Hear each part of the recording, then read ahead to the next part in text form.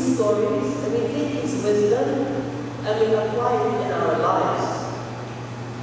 We take this beautiful wisdom and apply it in our lives. Why? The Prophet ﷺ said that the believer, which inshallah is us, the believer cannot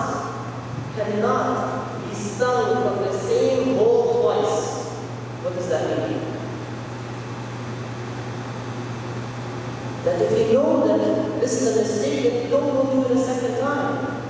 That if you know people before you did something and Allah was upset, you don't do it as well.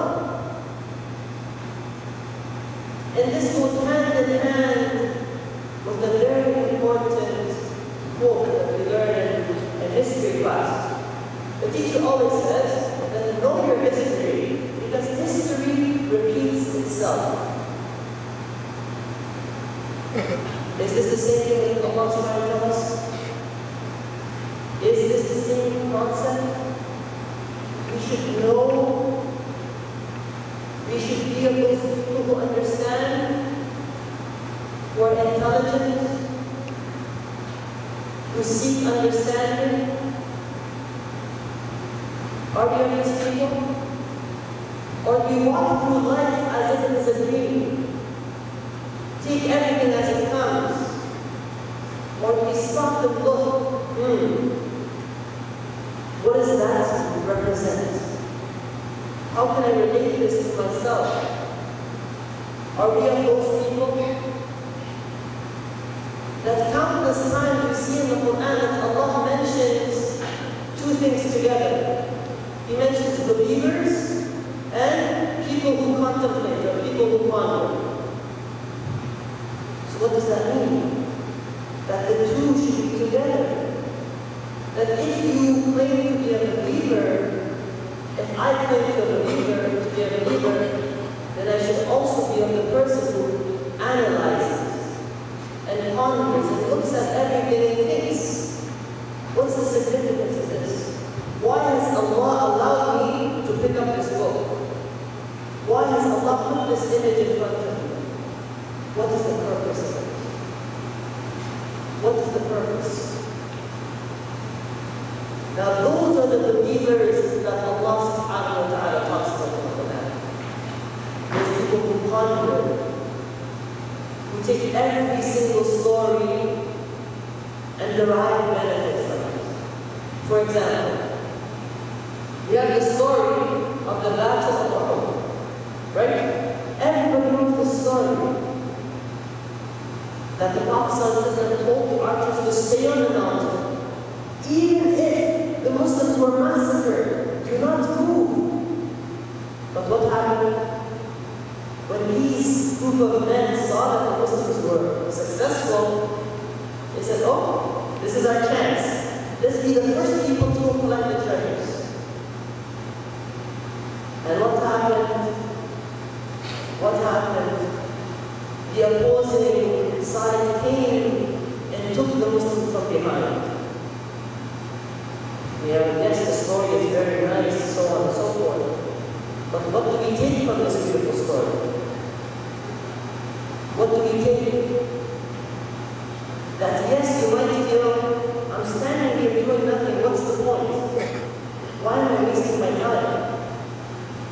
But in reality, as I said in the beginning, sometimes the truth, that which is right, seems stranger than that which is wrong.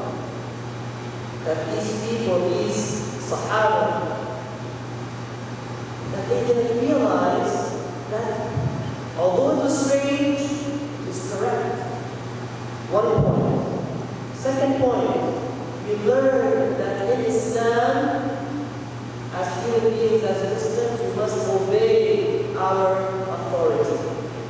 Whoever is in charge, we must obey them.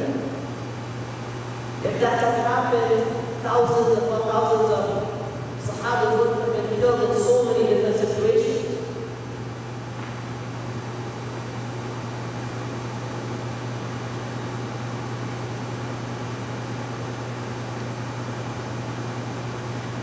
Allah subhanahu wa ta'ala says, another thing.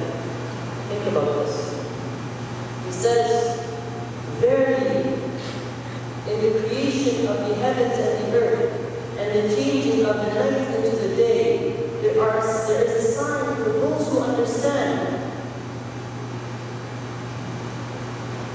Yes, you can look at it simply and say, yes, we understand that Allah exists, because there's no way that this beautiful earth, this beautiful galaxy can be created without a superior being, without Allah, without the Creator. And that these animals and plants and trees cannot be there without Allah subhanahu wa ta'ala. And you can also think of it in another way. I'll tell you a short story. The other day, I was sitting with my teacher, and we went to a park to talk. So I was sitting in the park, and I saw these very big trees around me. There's about 6 of them. Don't quote me. So about 6 of them. And they look like chestnut trees. You know what chestnuts are? They're very tasty.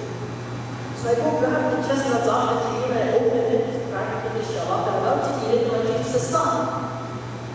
Why do you stop? It's a chestnut, I'm going to eat it. He says, no. He says, again this quote, sometimes the truth is stranger than fiction. Now this could be vice versa as well. Although this looks so beautiful, this nut, this chestnut, it was fatal. If I had eaten it, I would have died. Although this looked like a beautiful chestnut tree, it was actually a horse chestnut tree. So if you search on Google, you will see that chestnuts and horse chestnuts look alike, but one will kill you and one tastes very good. So we should take from these signs that Allah has put in front of us. SubhanAllah.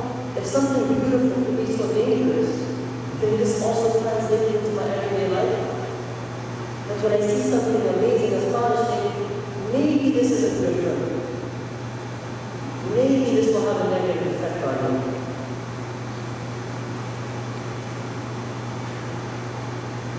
That as Muslims, we should always try to analyze and to think and to be of those who understand and ponder upon the words of Allah subhanahu wa ta'ala.